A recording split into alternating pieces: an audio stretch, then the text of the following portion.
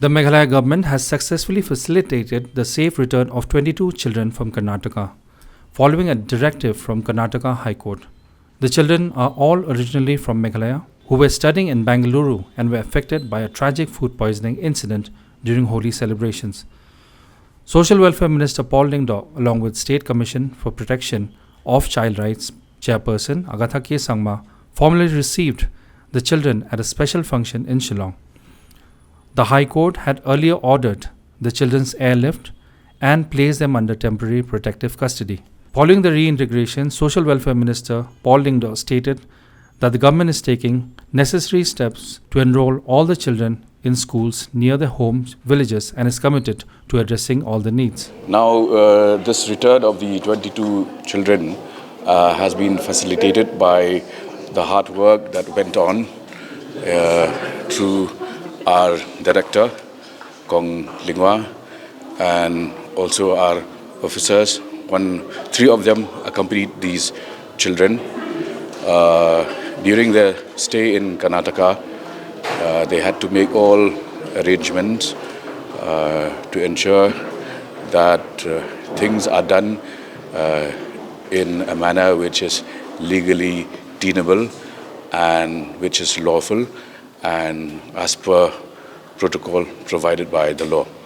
So only after that exercise was completed, then the team from Karnataka, led by a senior leader of the Child and Women's Right Commission, had then agreed to accompany the children and brought them back to Shillong today. As we speak, the parents are in touch with two officers who are here representing the Department of Education for a smooth arrangement for their onward studies. Now that they have left their courses midway, the Department of Education has assured us that they need just 2 to 3 days to complete all necessary formalities, and then they will ensure that these kids are then admitted to government-run schools in areas which are in proximity to their address.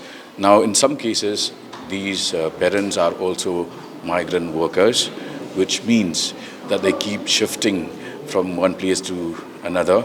In such cases also, we will obtain their correct address and ensure that they are enrolled in a school close by. And as and when they shift, they have to give us prior notice so that we facilitate their next admission in course of their movement from place to place. See, as already enunciated in my speech, these parents, when they decided to send their wards outside to Karnataka, they did that under a particular NGO, which is based in Jawai, West Jaintia Hills district. And the conversation that started was between the leaders of the NGO and the parents. So it had nothing to do with the government. They did not seek any help from the government, any direction, any advice. It was only when the unfortunate incident happened, wherein they had this episode of food poisoning, that we lost two of them. And after that only they informed the state government. In any normal situation, our advice is that if, even in case such children require to pursue their studies outside the state, they should seek the proper guidance and help of the government of Meghalaya.